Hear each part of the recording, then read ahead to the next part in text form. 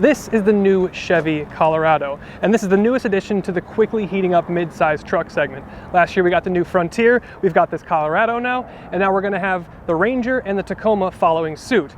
This, I think, sets the new benchmark, but not everything is perfect, so we're gonna hit the highlights, both good and bad.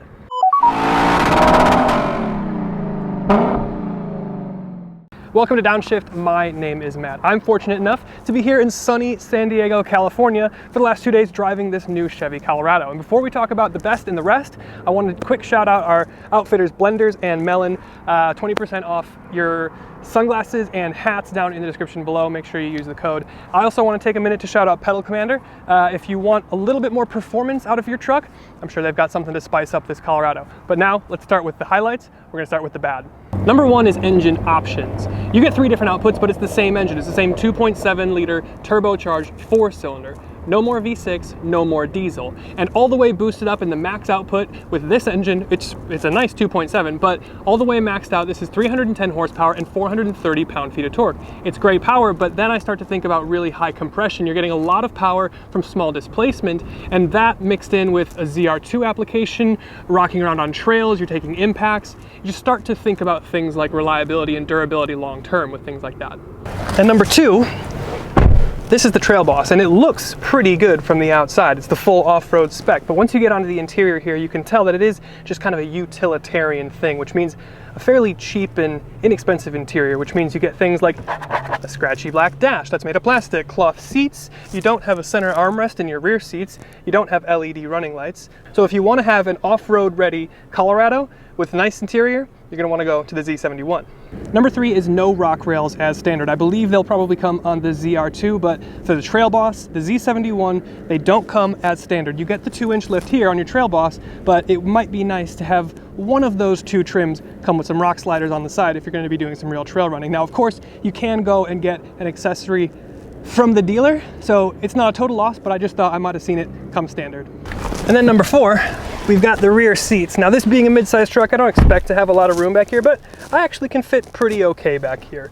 It's not like it's super nice though. You do have climate vents and you have cup holders, but you don't have any chargers back here. You don't have any map pockets on either of the front seats, and you don't even have a center cup holder that would come out of the armrest there. So there's just a few things missing that I might expect to see, but you do have a window, and you will get a lot of these features in the Z71 and probably the LT as well. Okay, and then 5th and finally is the dash. This being the Trailboss and also the work truck, you get that for your dash. And I know that it's intended for being durable and rugged, and this is the off-road oriented one, but I've been off-roading a few times and I've never thought, man, I really wish I didn't have this leather or canvas or stitched dashboard. So I would like to see that be a little bit nicer. Your steering wheel is kind of like a mixture of like plastic and rubber. Again, it's for durability, I get it, it's easy to wipe down, but it just takes what's otherwise a very, very nice interior and just kind of makes it feel pretty cheap. But then we start to talk about some of the stuff that I really, really like about this truck. Number 1 being the screens. Down in your dash, you have an 8-inch digital gauge cluster. This is segment leading. Nobody else is doing this. And then right next to it, you have a huge 11.3-inch infotainment system. It's fast, the graphics are crisp and the colors are bright, it's super responsive, and the nice thing is you get both of these screens on any trim of the Colorado that you want. You can get it on the work truck, the LT, anything that you want. So that's really, really cool to have and something you're not getting anywhere else. And since the screens are so big and the responsive rate is so good, they've been able to move some of the features into the screen, like controlling your headlights. The next thing I like is the look of the truck overall. These mid-sized trucks are getting more aggressive, more muscular, and just better looking overall. You've got aggressive cuts and grooves on your hood. You've got an aggressive front fascia. You've got unique wheels for all your trims. Your track is wider, at least on the ZR2 and the Trailboss that we're in here. This Trailboss gets a 2-inch lift from the factory. The ZR2 is going to get a 3-inch lift. And the wheelbase itself has been extended 3.1 inches, which not only helps the truck look a little bit better, it improves your approach angle, your departure angle, and it helps the ride be a little bit more refined on the highway.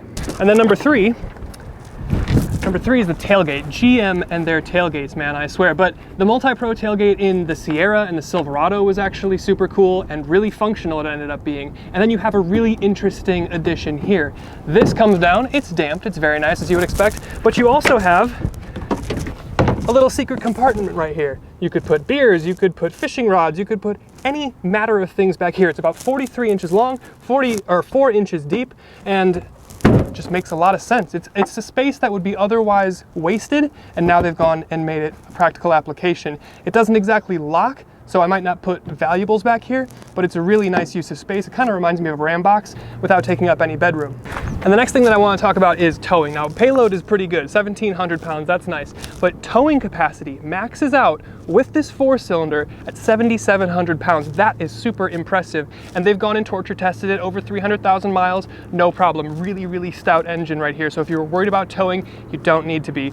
And on top of that, you've got all sorts of cameras to help you hitch up, to help you with backing the trailer and all sorts of stuff. So really, really nice towing suite from the new Colorado. And then we start to talk about the cameras themselves. The resolution is fantastic. It's bright, it's responsive. I have so much detail. I know exactly what's happening, and there's 10 cameras all around the truck.